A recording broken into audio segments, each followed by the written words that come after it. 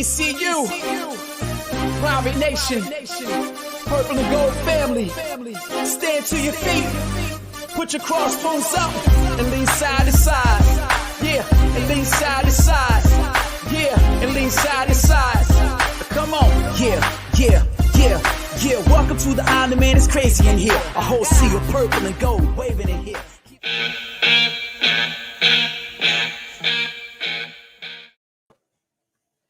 Welcome into the Pirate Preview right here on the Sports Objective. Very excited as we have the Temple Owls coming in from Philly to Greenville on Saturday at 3 o'clock. And with us right now, Bubba Rosenbaum. What's up, dude?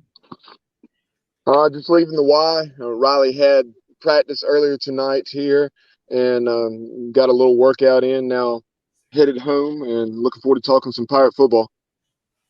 Riley has, by the way, if you didn't know, his son has baseball practice 365 days a year. If you're wondering why his team is so actually, good. Dave, baseball season just ended. All right, he's not currently playing travel ball, so his fall baseball ended. He's trying something new. He's actually doing indoor soccer, something I never played soccer in my life, but basketball doesn't start until late December. So for the next month and a half, he's going to get in shape playing indoor soccer. Hey, that's great. That's great. I totally encourage anybody that's watching this right now. You can ask the experts. These people that focus on just one sport and one sport only, huge mistake. And those of us that are from a 1A school, our kids are going to have to play every single sport. So play multi-sports. How are you, Matt Semenza? What's up, dude? Hey, what's going on, guys? Good to see you. I'm pretty fired up for the game this weekend. Really looking forward to it. Two teams with a lot to play for still. Two teams still in bowl contention, technically, when you look at it. So I expect a tough game, and just hoping the Pirate fans turn out and we can pack the stadium and the team performs well. I'm just hoping Matt Semenza will come down and be in my seats, but that's a whole nother show, as they say. To come down from Connecticut, that would be great. Hey, Bubba Rosenbaum, we're glad to have one of our good friends back on the show. Absolutely. Whenever the Pirates are playing Temple, this guy's a regular. Welcome back in from Owls Daily, Ryan Wallen. Ryan, how are you? I'm doing well, guys. How are you? Good to be back. Always a pleasure. And like you, I'm ready to talk some football this weekend. All right. I was thinking we could talk some barbecue, some wrestling, horror movies, but we definitely have a football game to talk to. We can get to that later on in life in general. But Ryan, I know Matt sent us a group text today. He was talking about being excited for this preview. We're very excited about this game. We love this. I do think it's kind of a rivalry in the sense of, Matt, you remember, and Bubba, that we've been playing Temple for a long time, going back to the 90s. I definitely remember.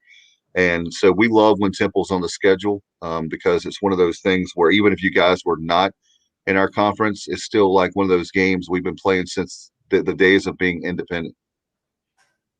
Yeah, no, I totally agree with that. And, since these two teams have joined the American, there's been some back and forth. And, Temple had owned the early meetings against the Pirates. And now last year, obviously, the Pirates finally got one up on the Owls and beat them down on their home field. And I assume they're going to be looking to continue that this weekend with another battered Owls team coming to Greenville, coming off of 3 really tough losses. But, I think that, like you said, this sort of is a rivalry game in the sense of the geographic component of the conference because, other than Navy, ECU is the next closest school to Temple. And even so, back in the days when Temple was playing UConn, the last week of the season, it was always that wasn't a rivalry because UConn was as bad as they are and continue to still be.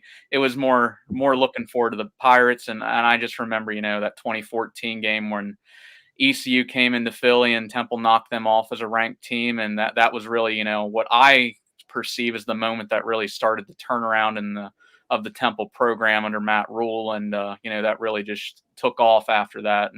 And now since obviously it seems to be kind of the script has flipped a little bit and now it's ECU's turn. Hey, Ryan, it's funny you mentioned that 2014 game. That is a painful memory for me. I was there that day. Maybe the coldest weather game I've ever been to in my life. It was pouring freezing rain.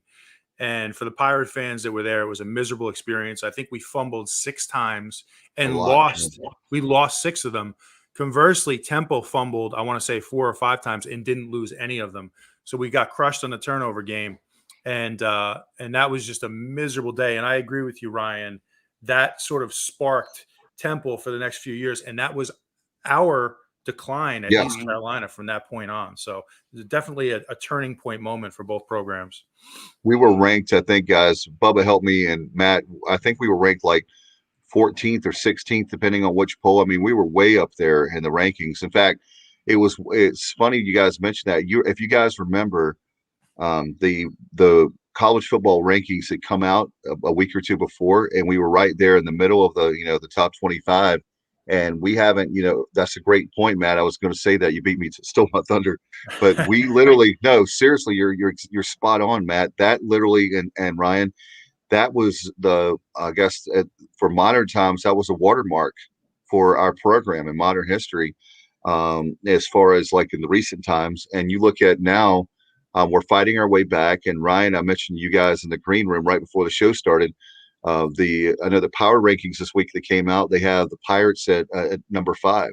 So we were literally under the Montgomery area 10th or 11th or 12th. We were at the bottom of the barrel, so to speak. And now it looks like we're in middle of the pack, so to speak. Like there's still a month left of the season. Anything can happen. People were saying, I said, well, sure, mathematically we could go 4-8, but we also could go 8-4. We could go 6-6, 7. There's multiple scenarios. Same thing for Ryan and Matt brought this up too, that I've been wanting to talk about. You guys have a chance still to play for a bowl. You have a lot to play for, and so does the Pirates. So what's the mood in Philly like right now with the fans? What are the Temple fans? Are they feeling optimistic you guys are going to a bowl, or what's the sentiments there with you guys? Well, mathematically, they are still alive. If you would have asked me this question a month ago after that win against Memphis, I would have said, heck yeah, Temple's going to a bowl game. That was the big win of the season. And, that was a game that nobody had penned Temple to win. That was a game where Memphis was expected to come in and cruise. But unfortunately, after that, it's just been abysmal play from the Owls on both sides of the ball. And, I expected it against Cincinnati a month ago, but I didn't expect it when the Owls traveled to Tampa against USF. And even last week with UCF being in the situation they are with, Dylan Gabriel being out still with that broken collarbone, I expected it to be a little bit more of a competitive game with UCF, and it just did not end up being that way. And it's been for a variety of reasons that they just have not been in these games. And you can't really just pinpoint one thing. It's been a lot of things. It's been their own mistakes. It's been poor offensive play, poor defensive play, poor tackling, turnovers at key situations, not being able to establish the run, injuries. It's been a whole list of things that we can get into leading up to this game and previewing this game this weekend with ECU. But fans' perspective, I think they're at the point where the world is falling. The Owls look like they could be heading for their second straight losing season, and that hasn't happened for the Owls in almost 9 years. So they're a little worried at that. And I can understand why, because, Matt Rule built that culture that it was expected to win. Jeff Collins continued that culture.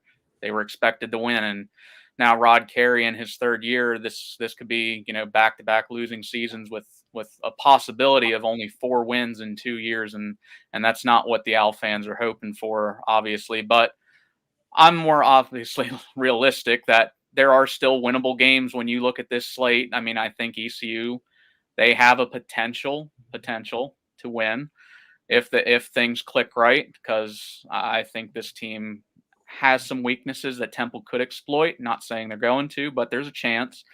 Then they get Houston, which Houston up until last week I wasn't sold on. So I think that there could be a chance there depending on how things go. They have to travel to Philly.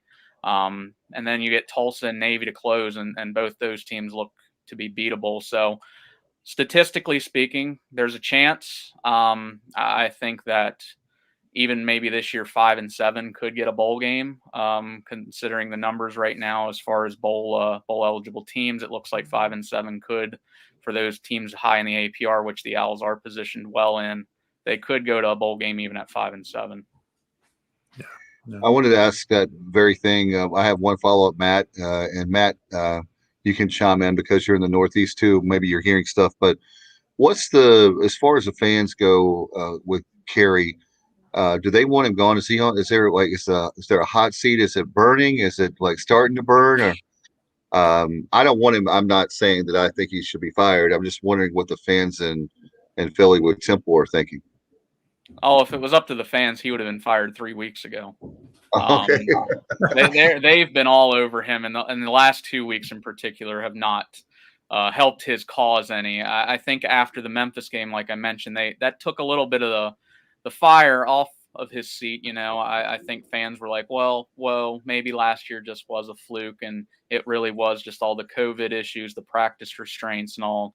But, now that 3 straight blowout losses in which the Owls just haven't been competitive in at all, the fans are back to, this guy's not the guy. This guy's not the coach that we thought he was.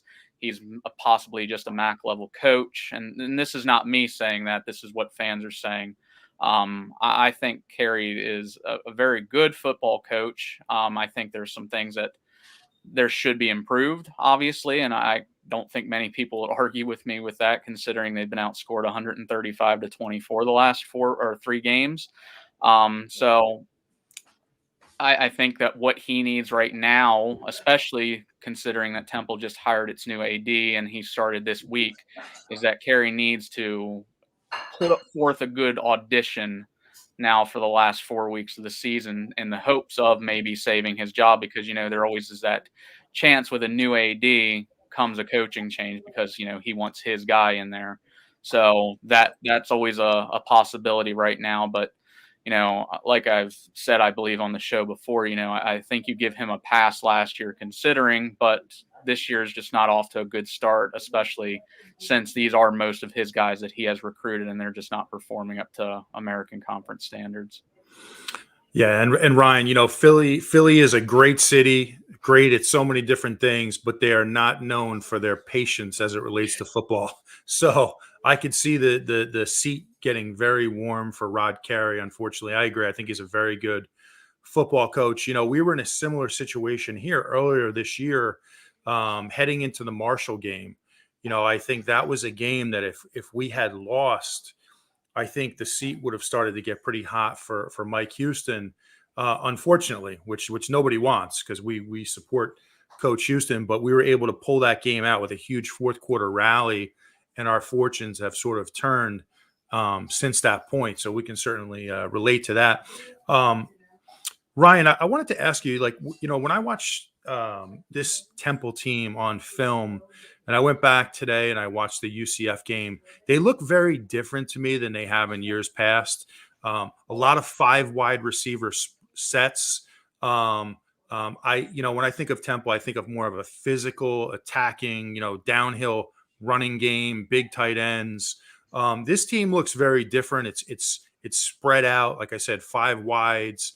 A little more of a quarterback that the short check down type throws that I see. Is this by design, or is this due to the rash of injuries that the program has faced? I would say that this has been more of a design thing. Coming into the year, I think that Rod and his staff knew what they had as far as the playmakers that were there, especially in the wide receiver core. Their wide receiver room is very deep, having guys like Randall Jones, Jose Barbone, and Jaden Blue. But you have to take into account that you had a redshirt freshman quarterback transfer new to the program coming in, who played very limitedly at Georgia due to circumstances there, and he also had a brain tumor at one point. So I think you want to try and protect him from, and he had suffered several injuries at Georgia while he was there, I believe, as during his true freshman year as well. So you want to try and get the ball out of his hands really quick.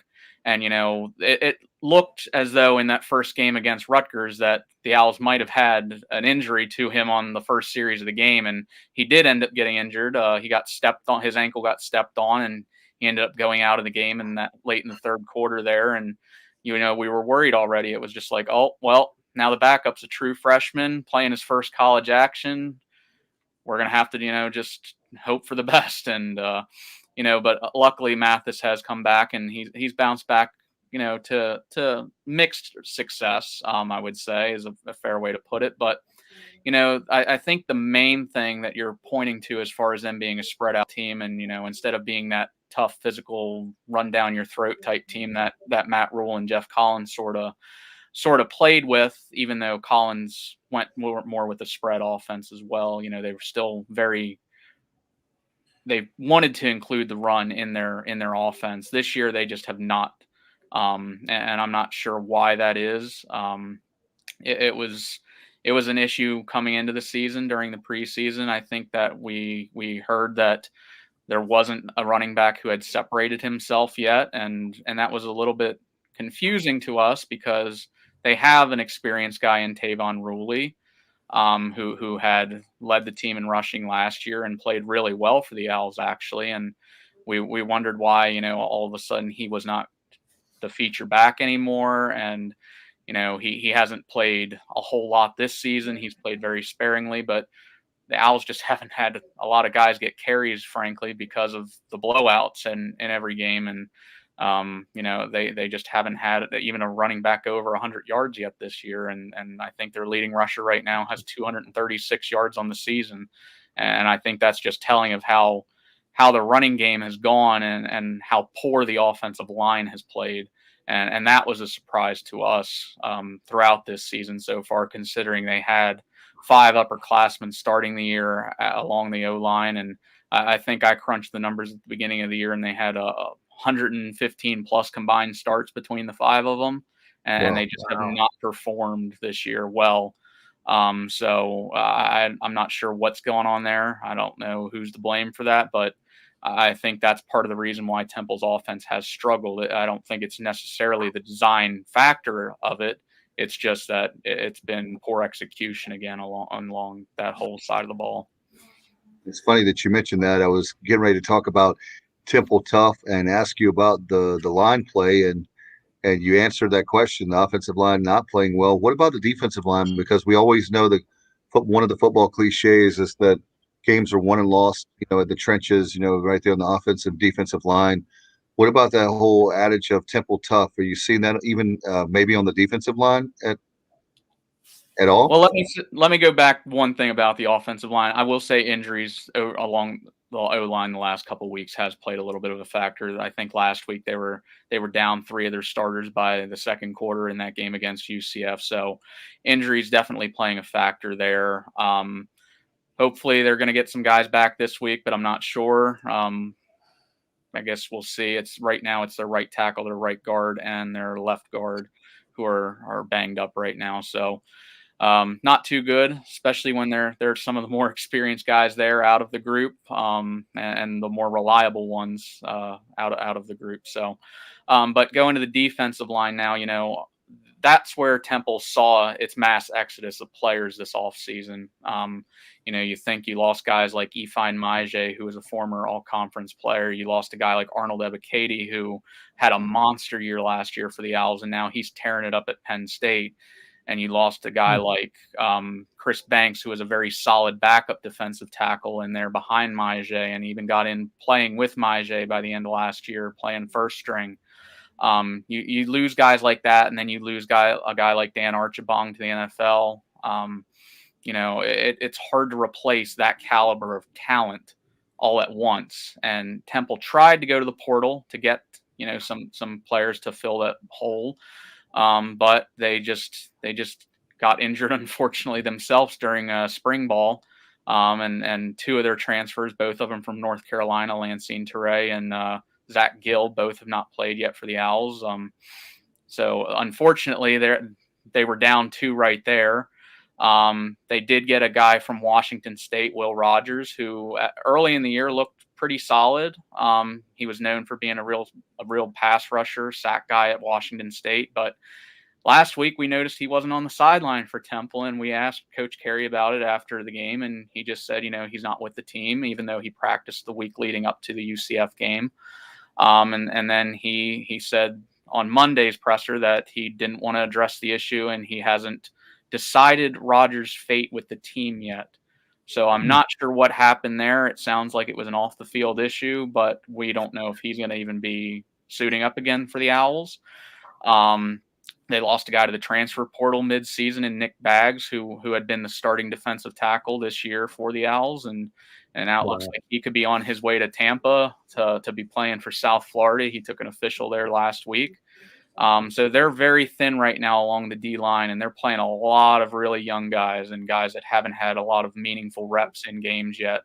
And I think last week they were playing 2 redshirt freshmen or COVID freshmen as their starting DNs, or one as a D tackle, one as their D end. And then you have an anchor in Manny Walker, who's a Wake Forest transfer from 2 years ago, who probably been their best defensive end, but he's just been getting doubled a lot, and he hasn't really been able to make a whole lot of plays because of some of the other guys just not really getting that pass rush that they need at this level. Yeah, it's when you look at them on film again. I heard our head coach Mike Houston comment earlier in the week in his presser that they run a unique style defense, and it really is when you watch it. They use a 3-man front, but they rarely walk down their outside linebacker on the edge. So it really is a true 3-man front. It really looks to me almost like a 3-3-5 where they're just trying to keep everything in front of them. And I was thinking to myself, that might be the result of, a lot of the injuries and transfers that they've had. So when you look at this team offensively and defensively, you do see some different things, than we're used to seeing. So, yeah, it was an interesting switch to the 3-3-5 from last year. They had run the 4-3 in the past, and they had run pretty decent success with it. And the 3-3-5, when they first showed it, it actually didn't look as bad as what it has the last couple of weeks. I thought against Rutgers, the defense actually played a heck of a game considering they lost 61-14. Again, that was a circumstance of turnovers, shooting themselves in the foot, and the defense having to defend a 20-yard field every time, against the Scarlet Knights. But I thought they played pretty well in that game, and then it's just gone kind of downhill from there. And like you said, they've played that 3-3-5. I'm not sure if it's just to try and get a better player on the field or a more experienced player on the field in the secondary, to have just another. You want to play your best players, obviously, and if that's not there, especially with the depth along the D line, you might just want a guy that's going to be a nice bruiser in the backfield who's going to bring some impact to the game and kind of play a hybrid backer or safety position. But it's just kind of gotten worse, and then there's been times where they switched back to a 4-man front, and that hasn't looked good when they did it. I know they had to do it against USF because they were getting manhandled along the D line, and that's why USF ran for 421 yards on them and held the ball for 45 minutes. They just couldn't tackle, and they couldn't stop the run, and it was a brutal game to be there in attendance for and to have to watch and cover, because it was just like, what's this team going to do if they can't tackle? And we knew what was coming next in UCF, obviously with having similar type backs to USF as far as Bowser and Richardson are concerned. And we knew they were going to run the ball against the Owls because Dylan Gabriel's out, and they did well early, and it opened up the play action pass late in the game, and that's why Mikey Keene was able to have a career day and throw for 5 touchdowns against them last week. No doubt. Bubba, you trying to jump in there? Dave, can you hear me all right? Or there you go. Yeah, we're good now. Yeah, you're good now. Okay. Ryan, I was looking over, the box score from that Memphis win back a little over a month ago on October 2nd. And, the Owls came back from down 17-0 at the link to win that game 34-31. Really pretty much from the looks of the box score played quality football in all facets. 8 out of 18 on third down, nearly 500 yards of offense, didn't commit a turnover. And so what's changed over the last month as far as this Temple club is concerned? Yeah, I think the Memphis game, it was a weird game in terms of it followed the pattern that the Owls have had all season, that they have not gotten off to good starts. I think the number right now is they've been outscored 67-7 in the first quarter of games this season. And obviously, when you're playing from behind, the whole game mentality changes and your game plan kind of goes out the window or needs to be adjusted quickly if you're going to try and come back in that game. And they just made those adjustments really quickly. I think, they went down 17-0, like you mentioned, and it looked like, oh, well, this is going to be another one of those blowout games like Rutgers and Boston College had been. But, then they get a deep touchdown pass from Mathis to Jones, I believe it was. Or no, it was to Jaden Blue on a fourth down, close down to the end zone. 4th and goal. Mathis flips it over the top of the Temple defense. Blue makes an insane one-handed catch along the sideline to get the Owls on the board. They got that offensive momentum rolling. Defense comes right out, gets a turnover, forces a fumble of, I believe it was Brandon Taylor. Did a really good job then to capitalize on that turnover on the short field, get another touchdown. And then they got a field goal just to tie it at the half, or right before the half. And then, in the second half, they were able to play their ball. They saw some success running the ball. They shut down the Memphis rushing attack for the most part. And I think the biggest thing of that game was they kept Calvin Austin in check. And that's not something that a lot of teams have done this year, considering how good of a receiver he is. I think right now, if I saw earlier in the week, he has like 250 more receiving yards than any other player in the conference right now, which is just an insane number when you think about some of the guys in this conference and how they play and some of the offenses that the conference has. So it was quite the feat to say that they limited him, quote unquote, to 90 yards. I think around 90 yards he had in that game, or he might have even went over the 100-yard mark. And it was just a game where they did what they needed to do. They got a key turnover when they needed it. Late in that game, they got a goal line stand on a fourth down at the 1-yard line, and they forced a turnover there, and they just did what they needed to do. They executed, and that's something that they just haven't done, is execution. Just after that result from afar, that it surprised me thing, but then the results in the South Florida game down in Tampa and then UCF, those games being so lopsided, just really surprised me. And looking at it during that 3-game losing streak, I did notice that the Owls have had some problems holding on to the football, fumbling 5 times. Forgive me if you guys have already discussed that, but what were some of those circumstances? Yeah, you're totally right. In the Cincinnati game, it was 2 muffed punts that ended up, really costing the Owls. Early in that game, Jaden Blue, who had been their punt returner, very sure, solid receiver in his own right and had been a solid punt returner. I don't know what he was doing, but he just looked like he took his eyes off the ball and it squirted right through his hands. Cincinnati recovered, allowed them to score again, and I think that put them up 17-0 at that point. And then later in the game, Ahmad Anderson, they replaced him with Jaden Blue. He did the same thing. Looks like he took the eyes off the ball.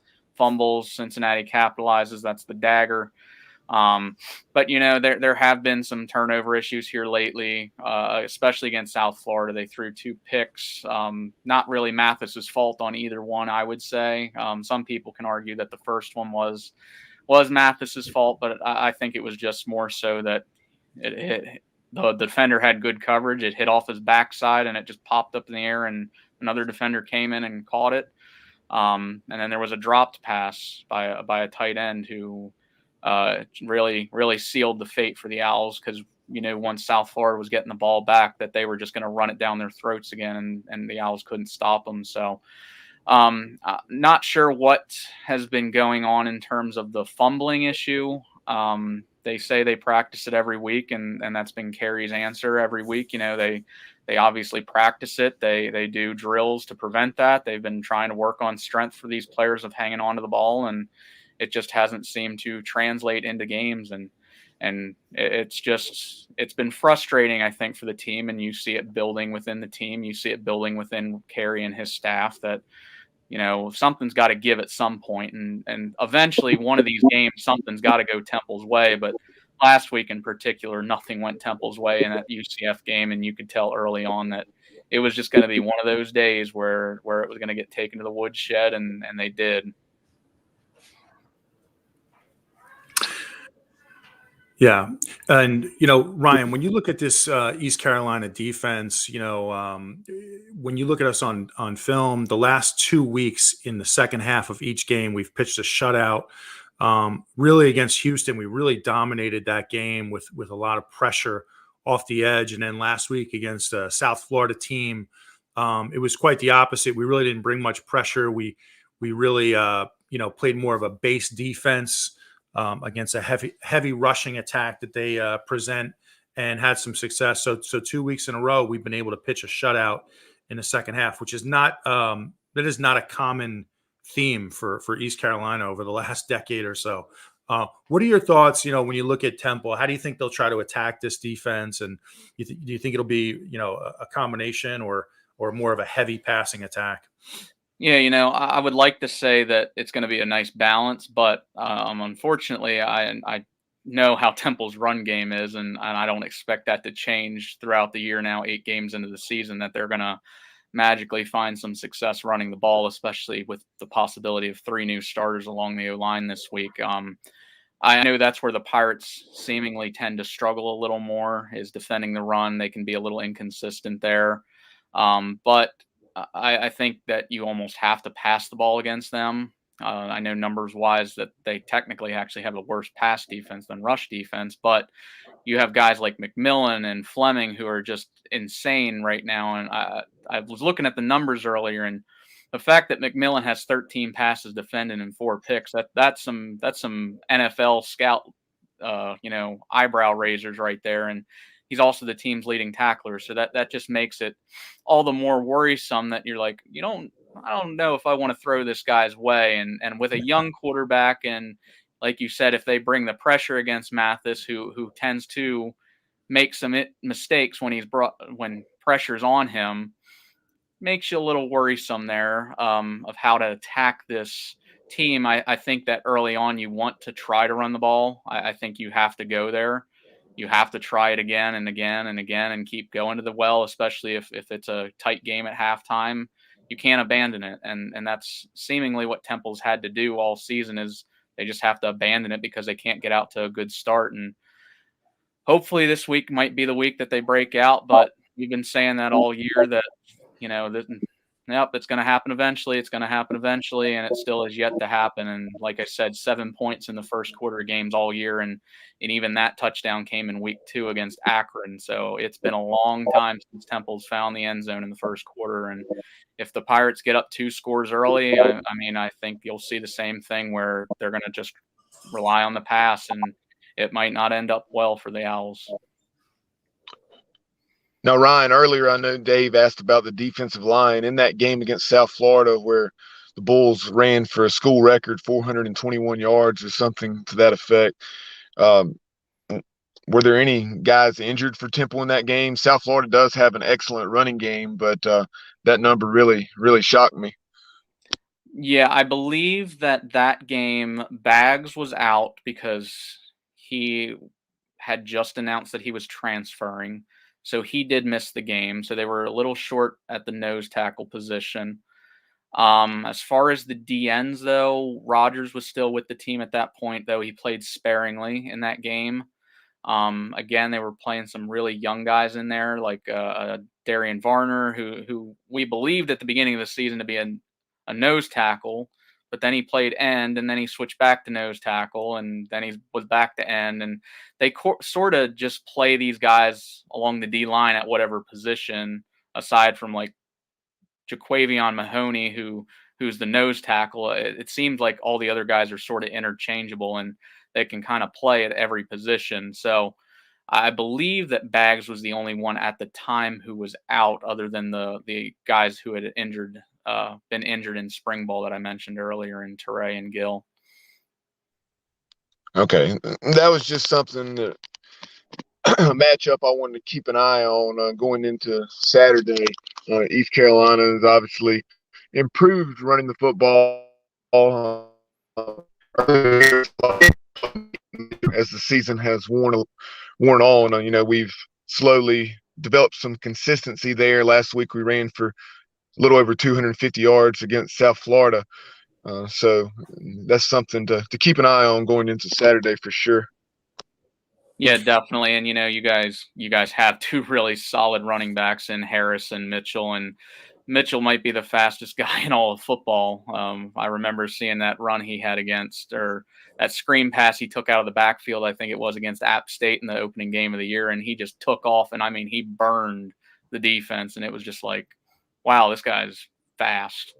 Yeah. And that's a worry for Temple because they just haven't done well at stopping the run this year. I think they're bottom 5 in the nation right now in defending the run. So not that Temple tough defense that you think of when you hear of Temple, and their success that they had under Rule and Collins. It was all about stopping the run and let teams beat you through the air. And now seemingly it's just teams can run at will on them.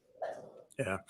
And I think that's the key matchup when you look at this game. I think, when you look at East Carolina, Mike Houston, he wants to run the football. That's his DNA.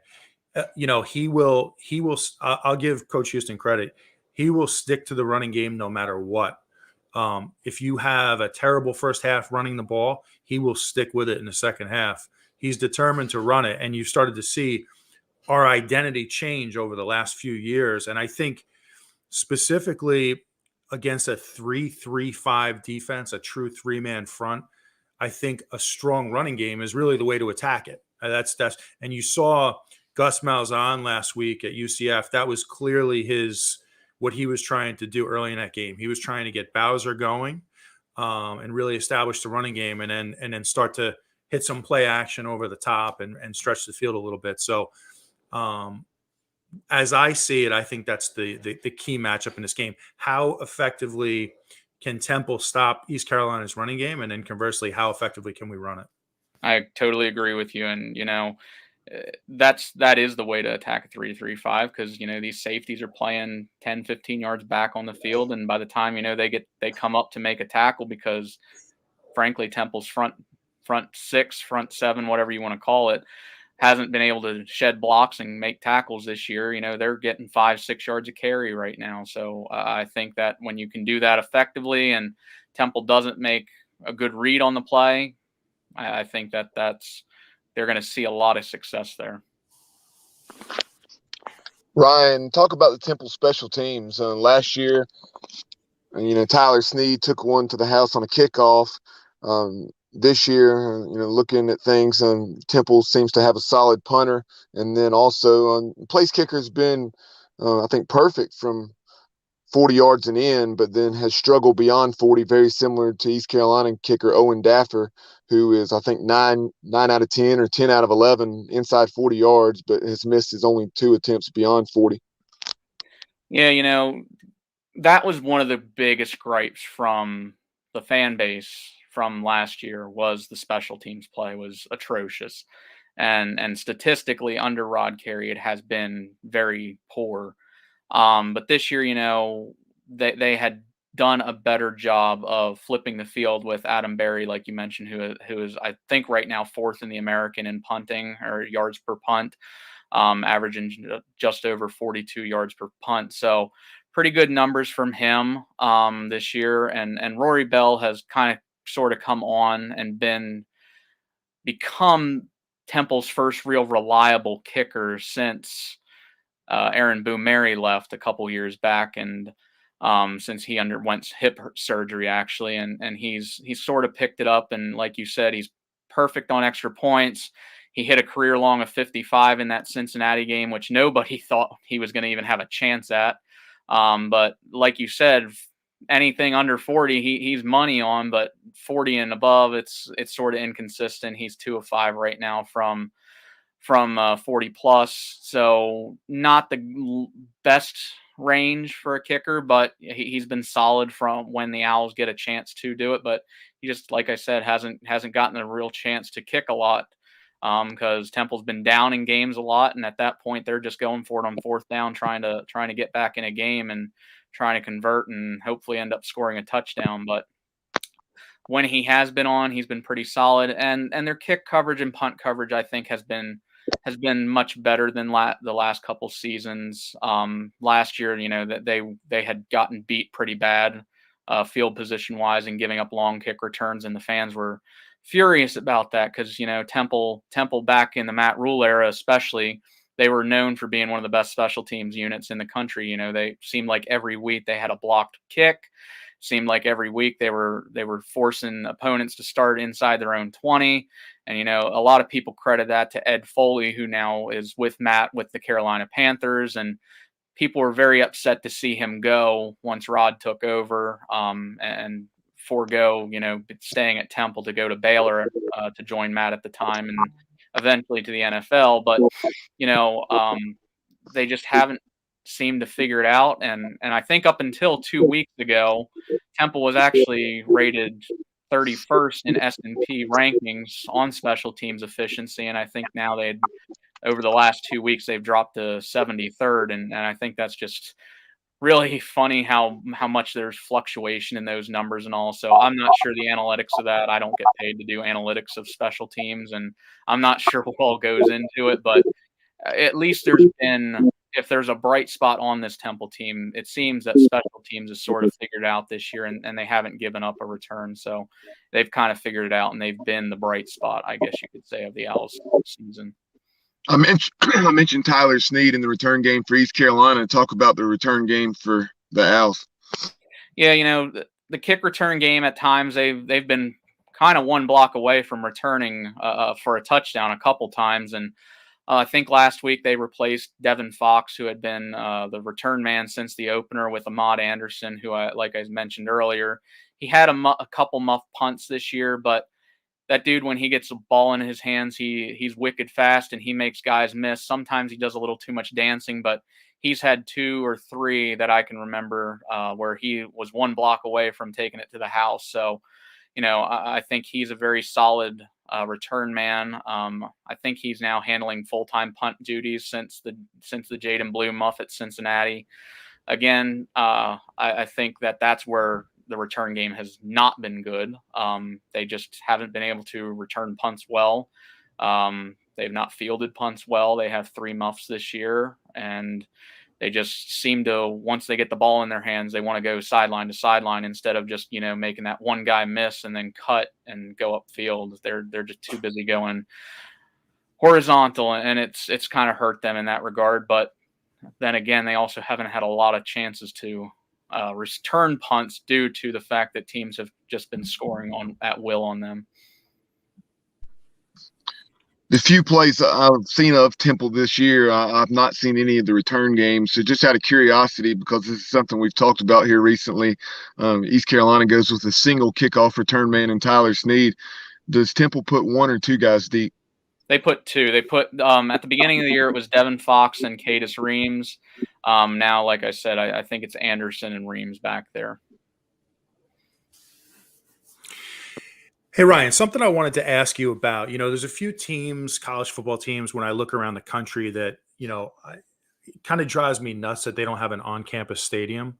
So hopefully this isn't a sore subject. All right, let's get into it. This will be interesting. Yeah. So there's a few that jump out in particular. I think the biggest one that drives me nuts is Pitt, because Pitt, back in their heyday, they used to have an on-campus stadium. They were a top program in the country. Mm-hmm. They got away from it. A few more that I look at USF playing in Tampa at the Buccaneer Stadium. Here in my home state, UConn plays football off campus, about a half hour away from their campus. And then you have Temple, who I personally would love to see at some point have an on-campus stadium. I think it would be really good for the city. I think it would be good for the students. Tell me about that. What's the thought process? Is that something that might happen here in the near future? Well, it might be great for the city, but the city doesn't think it'll be great for it. That's the problem right now. So when I was going back to when I was a student at Temple a couple years back, there was the talk and the stirrings that an on-campus stadium was in the works, and it got as far as, there were renderings released of the stadium. They seemed to had the funding from donors to build it.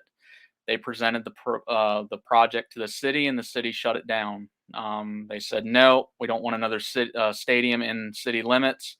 And they did not want to have to deal with the ramifications of, the community. The community was very outspoken at not wanting the stadium to be right next to, a bunch of row houses and in the North Philly neighborhood, because they were afraid of gentrification and the cost of living rising in North Philadelphia, which obviously is already a lower socioeconomic region of the city. So that was the main concern, and there was students that were very opposed to it as well, and I never understood the student argument from that, other than maybe they were riding the coattails of the community, and I totally respect that opinion, but I didn't get why the students were so opposed to that as much as the community members themselves, and that's where I was a little confused with it. But now that Temple has had a couple years to mull it over, and it seems, that obviously now they're not going to be getting a P5 invite with this newest wave of conference realignment, and it seems like that's going to be a driving factor in maybe the next wave of conference realignment is an on-campus stadium, and now there's talk that I know USF is looking at. They're in the works, and the rumblings are there for an on-campus stadium starting to break ground here, I think, within the next year. If that ends up happening, that's going to put Temple as the only team in the conference to not have an on-campus stadium. So I know there's some things in the works. I've heard as recently as a couple weeks ago that there is a new proposal in the works that they have moved the location of the on-campus stadium that they originally had planned to where a current set of dorm buildings is. So it's a little further into Temple's campus, so it might not affect the community as much. I know they've went back and redesigned some of the features of it, so it might not affect the community as much. Like I said, I think they've taken into account the parking issue that people were concerned with and the traffic patterns.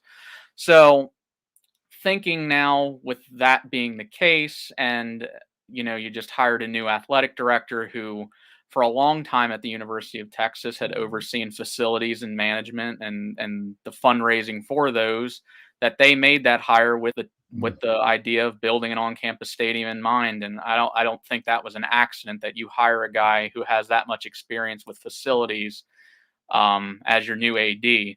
So I think that's the idea.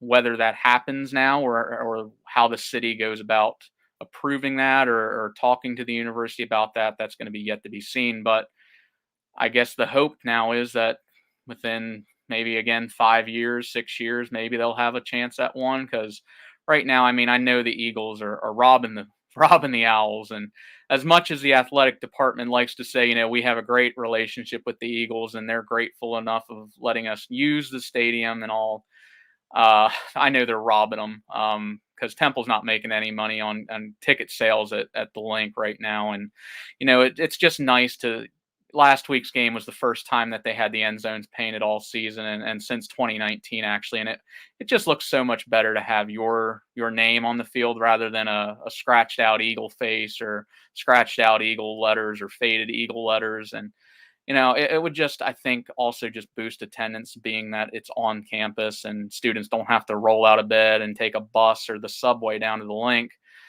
Granted that it's only 7 miles and it's only a 20-minute ride, but it's still much enough of an inconvenience, I know, for some students that they just don't want to turn out to games. And last week's game against UCF, the attendance was abysmal, and it was at the level of what Temple's game was with Wagner earlier in the year. If that tells you something about the attendance problem right now in North Philly. Oh, that was one thing that comes to mind, Ryan, is the very fact that when Matt brought that up, it's a great question, Matt, by the way. The very fact that when you look at a team look at Tulane, for example. Tulane played in the Superdome for years, and they have their new stadium as the last few years. And it seems like, guys, help me out, but I believe that the attendance is better there, or it seems like it is. But of course, I know that the Superdome is so big that a decent crowd looks so small. But they look like they've done very well with their transition, thankfully, to I am a huge fan of own campus stadiums. Not knocking Temple, but I think that the Temple program deserves to have their own football stadium. I think you're exactly right. I think the Eagles, and no offense to Temple, but I don't think the Eagles care. The sad thing is your own people in your own backyard care. It's such a pro sports town that they could care less about anything college. And the sad thing about that is you guys have a lot of great colleges and universities Yeah. in Philly. That's Yeah. what makes no sense to me, is why and they wouldn't be both. It's not an either or conversation. It's literally a great college town, in my opinion, as far as great universities and colleges. Unfortunately, they don't get the love because everybody's so Eagles, Eagles, Eagles. And I'm not knocking the Eagles, but I've never understood that. Why? I'm glad you brought that up, Matt, because I don't understand why you wouldn't support your colleges as well. But Well, and I think the sadder part of this whole argument is the fact that the media, the big media in the city, including the Inquirer and some of the major TV networks there, and this is not a knock to them. They cover Penn State more than they do the schools that are right in the city, and it's sad that that has become the narrative there, especially considering the success up until 2 years ago that Temple had built in the football program. And even under Fran Dunphy, the Owls were still very competitive in basketball, and those games with Villanova and the City Six in basketball, it's a different atmosphere when you're in attendance at those games. Those games just feel meaningful, regardless of them being non-conference games. They just feel that they just bring a different energy to the schedule, and it's those are the exciting games you want to get up for, but unfortunately, those media outlets are chasing again the P5 big money. They're going to give the promotions to the schools that are winning and the ones that seem to be in the bigger conferences, and that fits the narrative for Penn State and even Rutgers at this point, since they're not that far away from Philadelphia itself. And if they get it turned around, I'll be interested to just see how much more attention Rutgers even gets in the Philly market. Yeah. I think you made a great point, Dave, I think it was Dave that mentioned the Tulane Stadium. One of the, you could see the new trend in college sports is, back in the day, everybody wanted to build these huge cavernous stadiums, right? Now the trend is to build a little smaller, right? And really try to have a stadium that matches your enrollment size and your fan base size. And I think Tulane did a really good job with that. They didn't go out and build a 75,000 seat stadium. It probably holds about 35 or 40,000. And it presents much better on TV. It elevates the entire program. It's just something, I would love to see that for Temple. I think, like Dave said, they deserve that. I think it would be a big hit, and hopefully it happens. And I apologize for bringing that one up, Ryan. I know it's No, a sensitive subject. no, you're well, all we good. actually talked about that a couple years ago, didn't we, Ryan?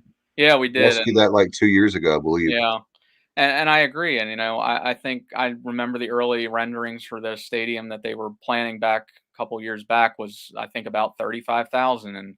And I think that's a realistic goal you can set for yourself, is to have 35,000, because during Temple's successful years, they were getting 25,000 in attendance at a game. And I think that number gets boosted, obviously, with being on campus. People don't have to go down to the link. They don't have to deal with traffic. They don't have to deal with the tailgating lots and all that fun stuff. The Eagles robbing the people of the park with the parking prices and whatnot of that as well. So I think all of that just gets the people more excited. And obviously, with a new stadium, there's going to be just new excitement, and people are going to want to come check this place out. And that's what I love about college football stadiums, is the fact that they all have their own, aura about them, and they all have their own unique touches that make them unique. And I would love to see that for Temple. I like you said, they've earned it. I think they should have had it done, during the Matt Rule era or even the Jeff Collins era. That should have been when the Owls were looking to open the stadium, I think. But unfortunately, it just didn't happen. And hopefully within the next couple of years, if they see some success, maybe they can, and then they can maybe play at the link for one of these big games, like when Oklahoma comes to town in a couple years. Very quickly, Dave, while we're on the topic of stadiums, Matt mentioned Old Pitt Stadium. Talk about a place that had some character. Old Pitt Stadium, torn down several years ago. Oh yeah. I was fortunate enough to be able to attend the game there when East Carolina played the Panthers back in 1989. Pitt was ranked, coached by Mike Gottfried, who most people probably remember as the analyst on ESPN. Often that team, with Ron Franklin, they called the Peach Bowl as well as several other East Carolina games. But that day at Old Pitt Stadium, the Pirates jumped out to a 21-0 lead, but unfortunately lost 47-42. And then since you brought up basketball, Ryan, we'll talk about the Owls briefly here in a moment. But I wanted to see, have you ever been to a game? I'm sure you probably have, at the Palestra. Yeah, and that was something, I kicked myself for being a student at Temple. I didn't get to attend the game at the Palestra until after I was graduated, and I kicked myself for it because I think Temple's first game there that I attended was against Penn, and it was just, that place was packed. And, there's a reason they call it the Cathedral of College Hoops, and it lives up to that name. It's just got that nice old school brick facade on the outside, and it does. It looks like a cathedral from the outside, and then you walk in and it's just got that, unique glass roof with the light shining in and all the banners, the old City 6 stuff in the rafters. And it's just cool to see. And, I love when Temple gets to play a game at the Palestra. It just brings again, like I said, that big energy feel in these meaningful City 6 games, even though it's against a team that, Temple's expected to win against, in like a Drexel or a LaSalle or whatnot. It just brings that extra energy to the game and makes it just feel all that more special. No doubt about it. Well, obviously, we're going to have you back, but can you give us a sneak peek, if you will? We're talking football tonight, obviously, with a Pirate preview with Pirates hosting Temple on Saturday at 3:00. But what about the hoops? Since you brought we're talking hoops, can you give us a quick sneak peek on the expectations for the Owls this year on the hardwood? Yeah, I think very similarly to football is that if Aaron McKie doesn't win now in his third year, his seat starts to get a little toasty through the winter months, and people might be calling for his head, even though he's an alum and all. And like Matt mentioned earlier, it's a very passionate fan base in Philly, for lack of a better word, and they expect Temple to win because there's still that older generation who knows Temple to be a basketball first school. It's only been recently, and my generation, that's more of a Temple's now a football school. The older generation still wants Temple to be the basketball program that it once was, and they want them to be competing, a top 25 team and being nationally ranked every year, and winning these big games and drawing bigger opponents in.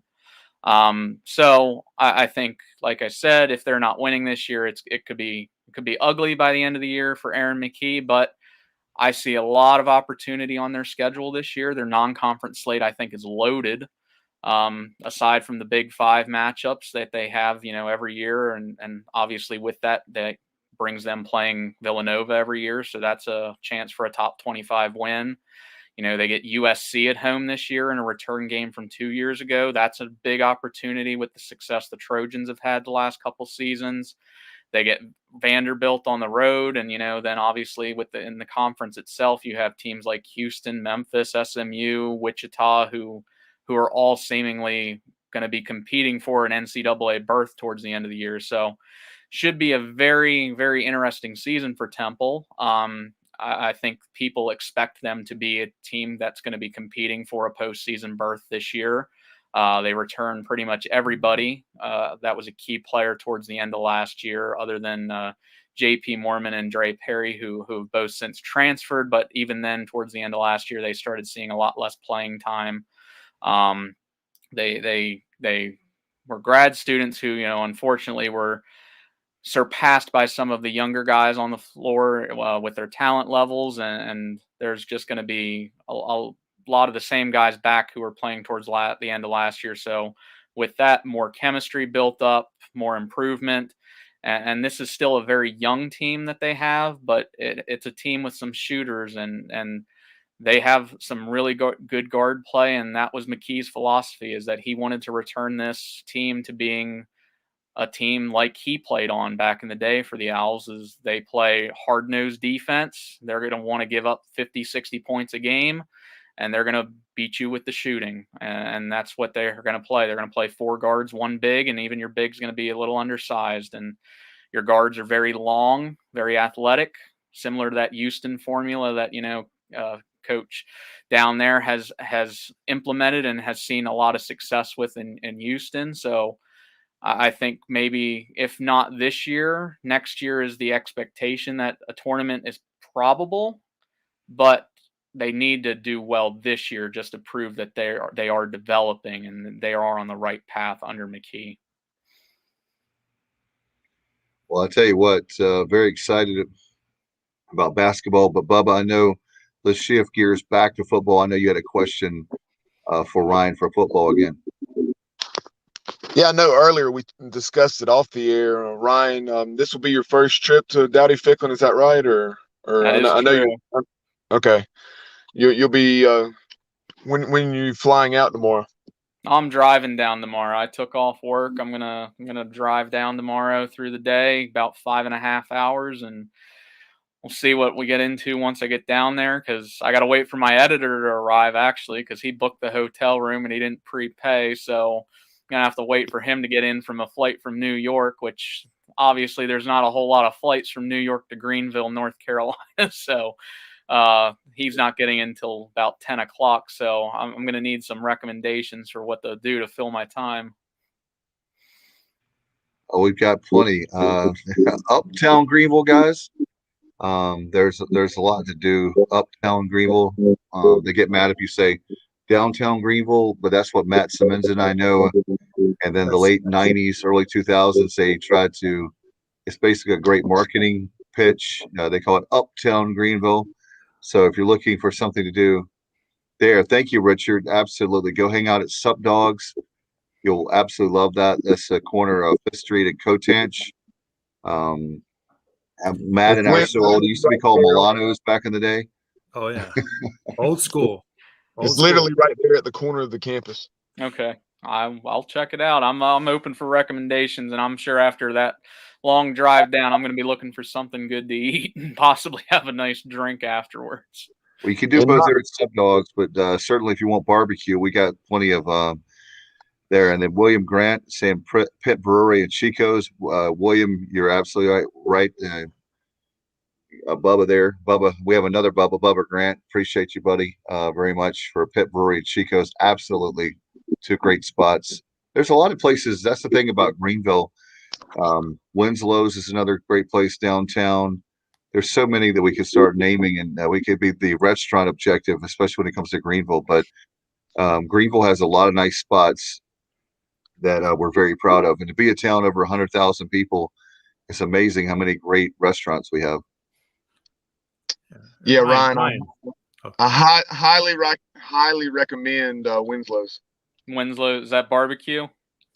Winslow's is actually, they may have barbecue. I don't think they do, but it's burgers and different kinds of sandwiches. But Winslow's is excellent. Good atmosphere, plenty of TVs. Ryan, bring some of those Temple football players to Uptown Greenville with you on Friday night, all right? Take those guys out for a long night. And get in trouble. Yeah. Just kidding, Ryan. Yeah, I don't know what, like I said, I don't know what the situation with some of the players are right now, but I know, like I said, there might have been some off the field stuff here with Rodgers that got him kicked off the team possibly, and with Bags, I'm not sure what actually happened there, that he eventually decided to transfer as well, but that's part of the game now, obviously, with the transfer portal, and players can do so what they want with their their future and what's best for them. But yeah, where did the gentleman want the cheesesteak from? What about Jim's? Yeah, Jim's is my personal favorite. That's my Jim's favorite. on South Street. That's it's so much better than no knock on a Pat's and Geno's, but Jim's is by far my favorite. I know Delisandro's is very good as well. So, if you once you're up in Philly, there's tons of restaurants that have cheesesteaks. It's like there's a cheesesteak place on every corner. But I think yeah, was it Jim's? I waited a long line. Is that? oh yeah, there's always a line wrapped around the corner at Jim's and That's down. where Yeah, that's the marquee one now. I think more so even than Pat's and Geno's. Yeah, I had we waited a long time. Back in the '90s, we waited a long time, but I'll never forget that. You know what? It was well worth the wait. That cheesesteak was, and rightfully so, was one of the best I've ever had because that's what you guys are known for. So, Oh yeah.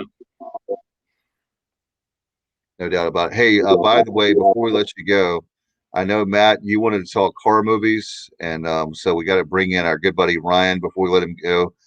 And we've talked football here a little over an hour, but I know you wanted to mention some horror movies, or what was your? Oh yeah, well that was another guy that normally is with us, Ryan.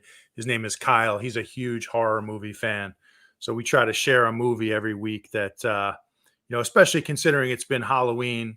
You start to watch all these movies on TV, but the Hell House trilogy, guys, on Amazon Prime. There's three. Awesome trilogy that's under the radar. You won't really hear much about it in the mainstream, but it's a good watch. So that's my movie recommendation for tonight, Dave. That sounds good. I tell you, I love Amazon Prime. I spend more. I had a show prep thing on my radio show, guys. I'll tell the side story real quick, and it said that you spend up to 45 minutes on average looking for something on the streaming services. If I'm on Amazon, Hulu, all that, I am spending way too much time searching and searching and searching for something because I always think there's something better. Like I see a movie and I'm like, oh, that one's all right, or a TV show, but there's probably something better that I could be watching with my limited time. And I found that to be true, that I spent a long time on streaming services and I'm just up and down with the remote trying to find something. And I waste way too much time doing that, like I'll do after the show tonight. Do you have a favorite horror movie, Ryan, while we're talking horror movies? I'm a big OG Halloween fan, the original. I love Michael Myers. Dude's a monster, literally and figuratively. I like that, and I like the Chucky movies. I know some people can be a little up and down on them just because it's like he's a doll. Why don't you just like punt kick him? But I just like how they flow. I just like how he finds unique ways to kill people. Not a big fan of the paranormal stuff. That stuff kind of actually freaks me out a little bit. The Annabelle movies, they're a little weird to me, a little too much, and I hate clowns, so not one of my favorite movies. Oh ever. Man, that's good stuff, man. It's I a love good movie. It's a good movie, but my mother made me watch it when I was far too young, the original one, and it traumatized me. And then the new ones obviously came out, and I'm like, well, I'll try to get over this fear. I watched them. I was able to make it through without crying, but they were okay. I was just like, yeah, it's a clown. It's a killer clown. That shapeshifter.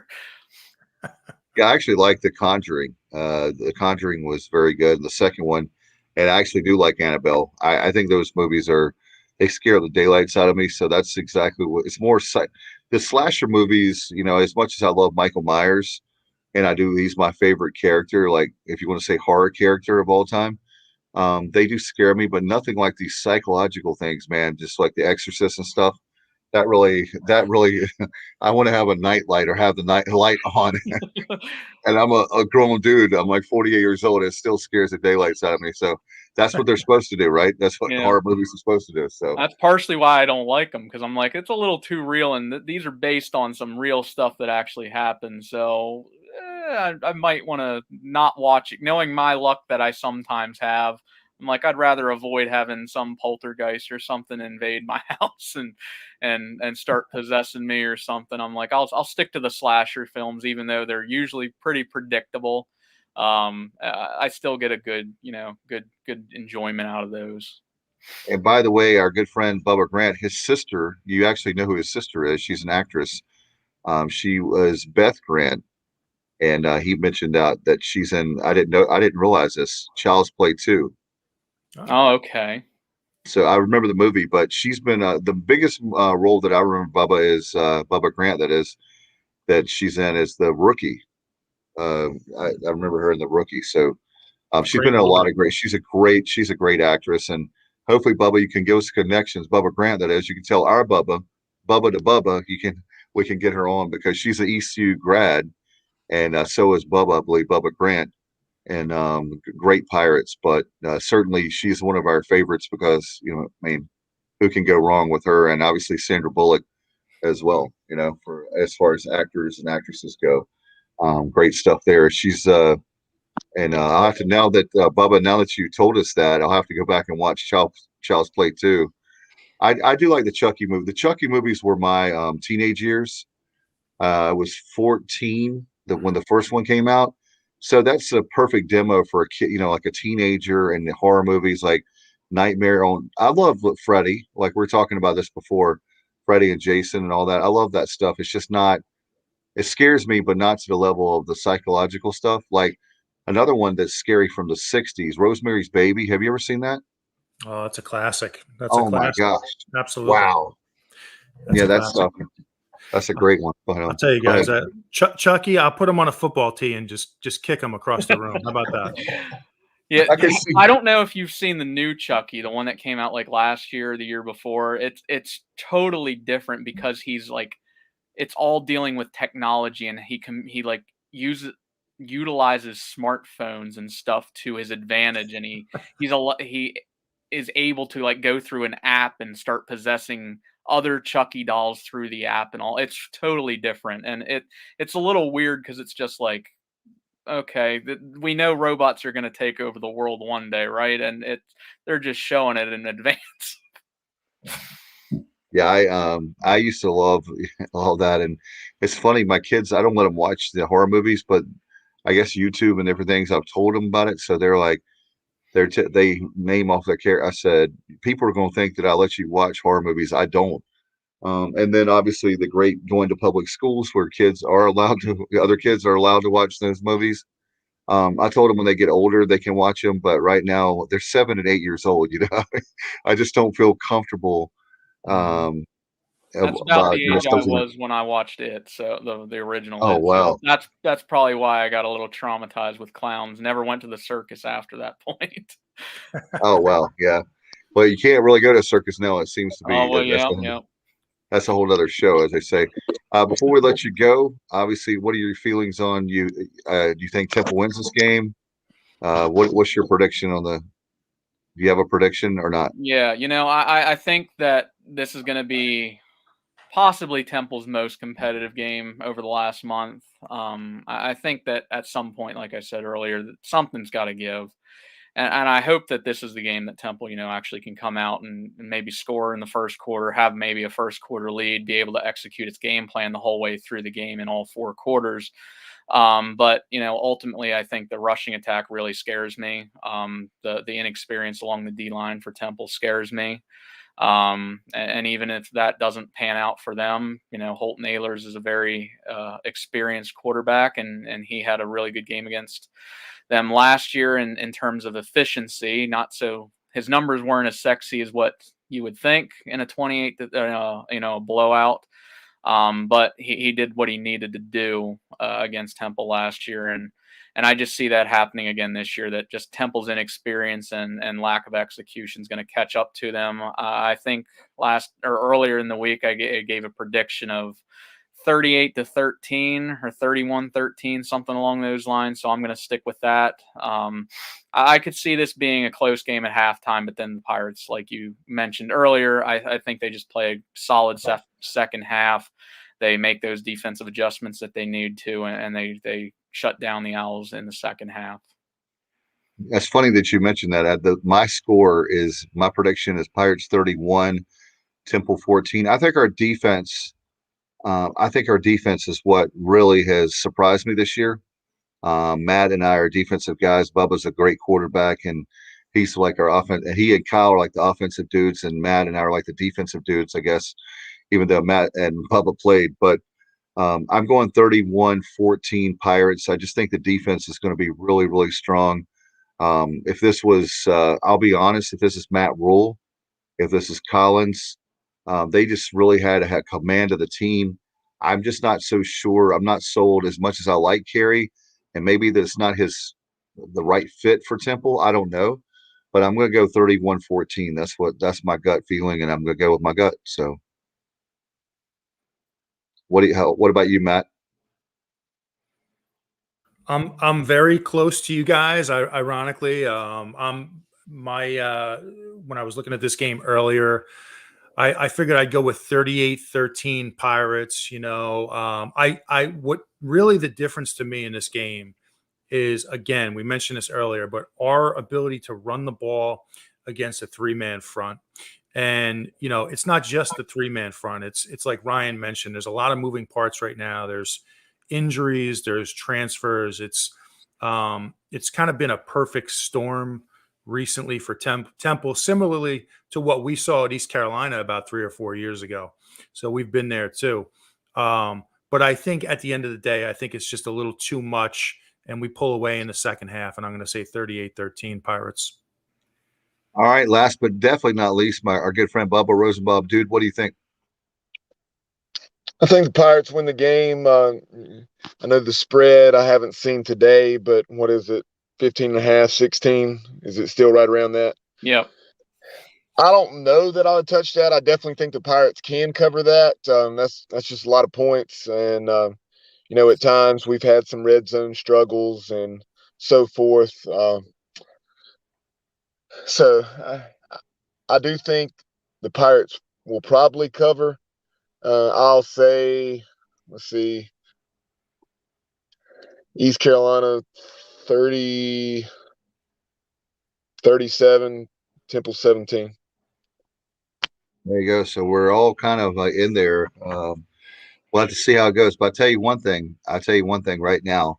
If East Carolina takes this game for granted, I don't think they will.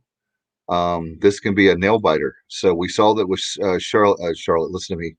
We've been talking so much about Charlotte recently, but Charleston Southern. That's what I'm trying to say. We saw that game where the Pirates struggled. They should not have, but they did.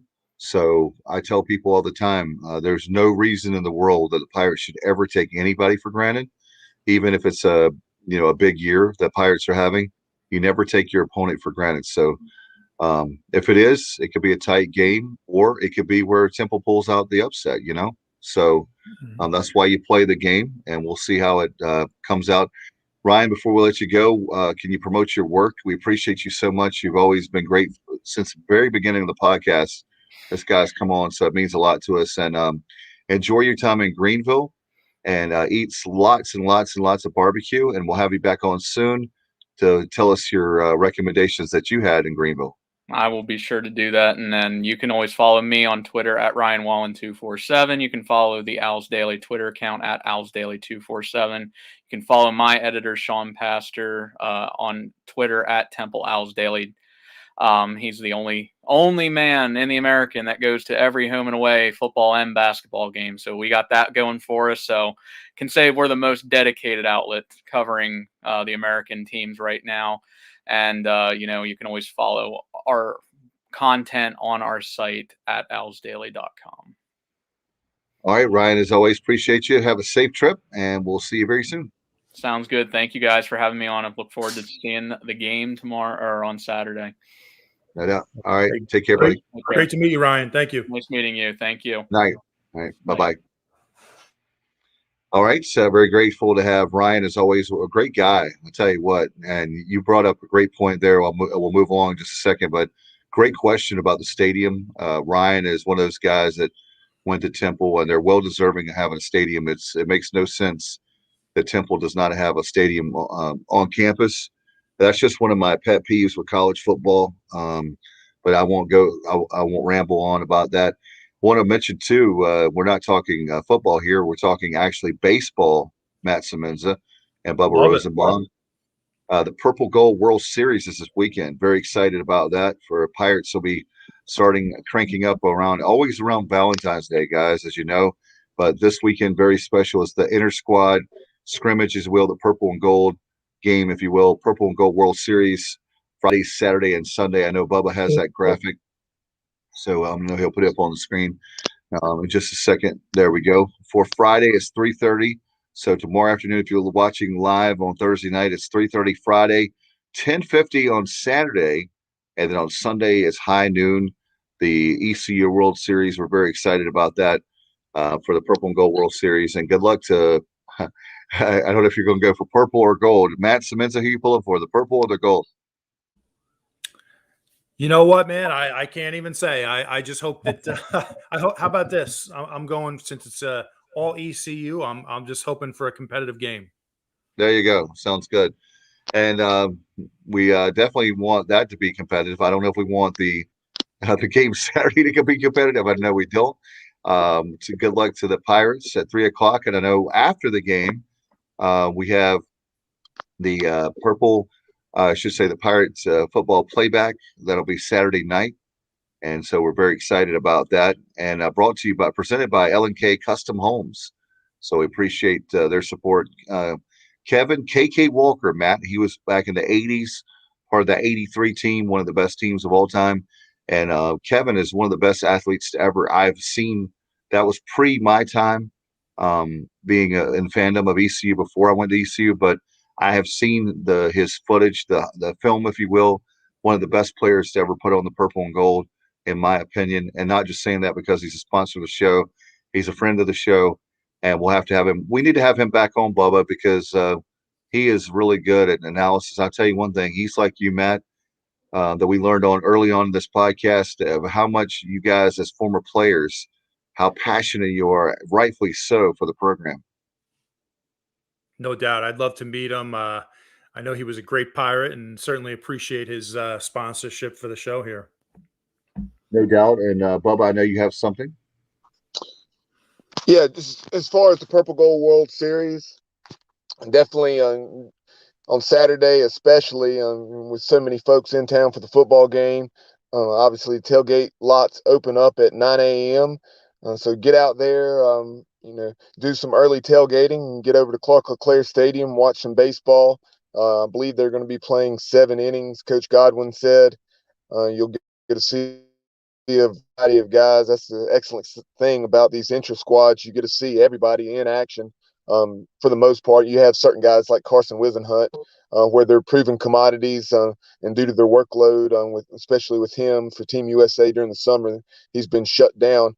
But a lot of these guys up and down the roster, you'll have a chance to see who may be some surprising contributors come spring of 22.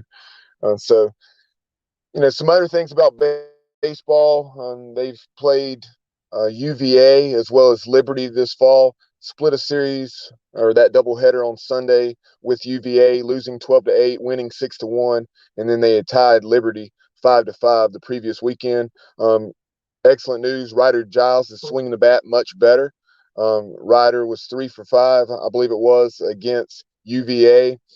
You also had Jake Kuchmaner pitching much better than he did in the spring of 21. Jake, of course, really struggled, but not only that performance against UVA, but throughout the fall, he has been pitching much, much better, and that's excellent to hear.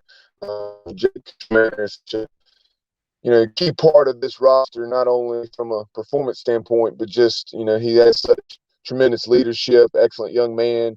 SGA, and just unbelievably academically successful, and just brings so much to the table for this program. And you want to see that young man have success.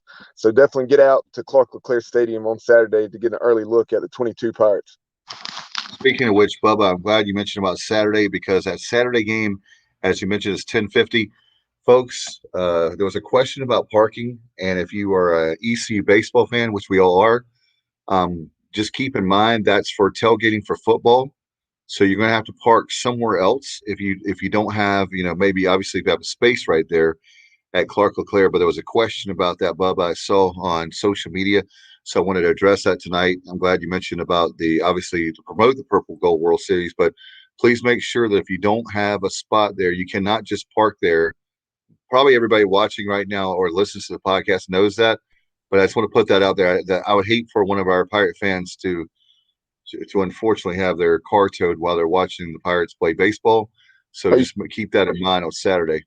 So you're just talking about they're adjacent to the stadium, yeah? The tailgate lots open at 9, so Right. unless someone's getting there super early, I don't even think that. I'm sure there'll be event staff there that won't even allow them into that lot. So Yeah. where they wouldn't have the opportunity to put themselves in a bad situation to be at risk for being towed. But yeah, definitely allow yourself enough time if you don't have a parking pass for that general area to park and walk to get to the stadium. Or you can just give more money to the Pirate Club and have that be one of your spots. No doubt. Guys, I'm so excited. I'm very fired up. I'm going to go around the horn one more time before we get out of here. Matt, do you have anything before we go? I think we covered it all. I just I feel very confident this week in the Pirates getting a win. This is a huge game. This gets us above 500, to the 5-win mark, and it keeps us on our path to becoming bowl eligible. So we need to take care of business this week. Absolutely no excuses. This is a game we need to have at home. What I'm really hoping for, guys, is that the Pirate fans turn out in huge numbers. Everything is in front of us. It's different than it was last year, right? The product on the field is better. We have a defense that's Way flying better. around. We're on a path to be bowl eligible. So there's really no excuses. 3:00 game at home. What else can you be doing? If you live in Greenville, North Carolina, go to the game. So I'm just hoping that the fans turn out and, just looking forward to another big win. Or if you're in Connecticut, you could actually drive down and see the game. I don't know who that would be, but I'll fly. Okay. There's not going to be 14-hour drive. Too far, man. Yeah, less tolls that way too. That you have to scramble around for the change. I tell you what, before we go, I just want to say that this team is getting better. Very excited. And, it sounds such a cliche, but how you're playing in November, I mean, this team, I think, is going to get better, which is scary. And this month, that's my early prediction. We'll see how it turns out on Saturday. Another thing is, let's see the student section. Those of you in the Boneyard, it was 10,200. Let's see if we can break the record this week. Bubba, what was that in 2016? Help me out. You're the numbers guy. I believe it's the Western Carolina game was the record of all time at the Boneyard. Let's see if we can beat. I challenge. We have great fans. We have great students. Let's that student section. Let's have that rocking, living on a prayer. Let's sing it as loud as you can and the fight song and the whole 9 yards. But Bubba, help me out on that before we go. I'm trying to remember the exact number if it was low 11s, but it was, like you said, it was 10,200 or so for the game against South Florida last Thursday. And I just wanted to kind of expound upon what Matt's saying. There's absolutely no excuses. Pirate Nation, you've been wanting winning football. The Pirates are playing winning football. They've won 6 out of their last 10 games, going back to the last 2 games of last season. They've had a chance to win all of those games that they've lost with the exception of one. So get out to Dowdy-Ficklen Stadium and do your part to support the Pirates. And let's get this thing to 5-4 headed to Memphis. Yeah, I've had people I'm glad you said that, Bubba and Matt. I'll say one quick thing. We'll get out of here running long. But I've had people say that are Pirate fans that, I'll go to the Cincinnati game. Why would you not go to the Temple game? Okay. We know Cincinnati's number 2 in the nation right now and all that, maybe playoff hopes. And there's a lot of things that can happen between now and then for the Pirates too. But go to the Temple game because we only have 2 more home games. And if you want the Pirates to go bowling, this is a game right here that you hate to say, we've been saying that a lot this year, a must win. But if you want them to go bowling and you want for them to have extra practices and for us to have another mini vacation before Christmas or after Christmas, then show up Saturday. It's that important. 1-800-ECU, ECUPirates.com, right, guys? Yep. And one thing that I failed to mention, I do want to point this out with it being Military Appreciation Day, social media. I know I shared this in the group text. I'm sure you guys may have had a chance to watch it, but there's a gentleman in Greenville, a World War II veteran. It's hard to believe, but he's lived there 70 years, 96 years old, has never been to an East Carolina football game at Dowdy-Ficklen Stadium. So Coach Houston called the gentleman, and the university's providing tickets, to Town Bank Tower. He accepted the offer. It's going to be awesome to see that Military Appreciation Day and that gentleman at the game on Saturday. It was something I couldn't watch it without getting emotional.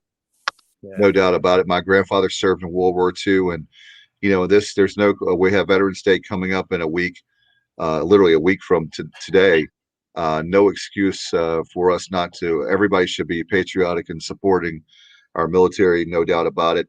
And guys, also one more emotional thing is Ruffin McNeil. I know he can't be there Saturday, but he's getting inducted into the ECU Hall of Fame Friday night. It's Hall of Fame weekend. So there's a lot of great Pirates that are going into the Hall, well-deserved honor.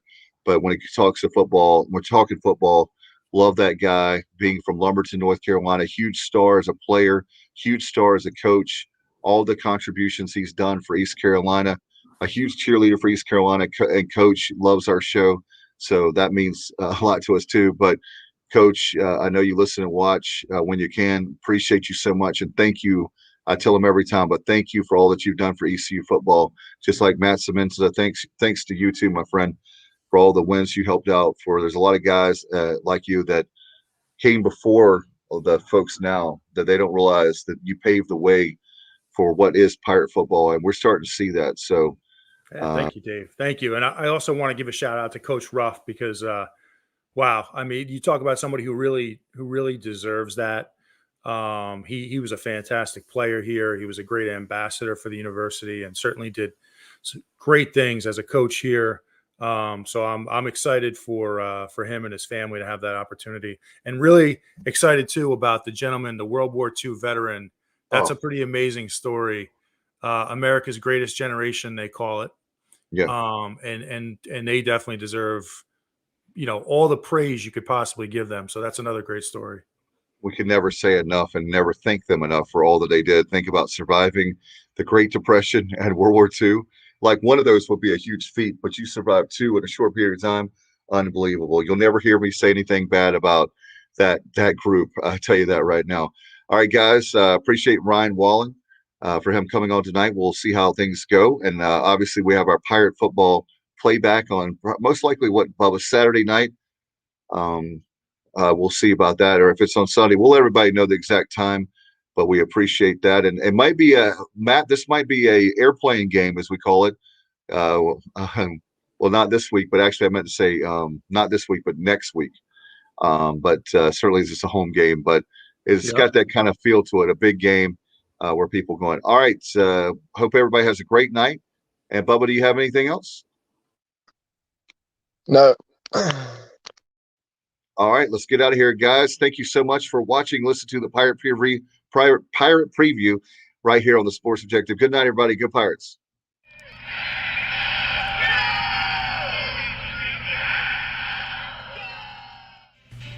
Yo, what's going on, y'all? This is Udon Cheek, assistant track and field coach at East Carolina University. You are plugged into the Sports Objective podcast. If you are a fan, you are plugged into the right place. And if you're really a fan, you will share that link.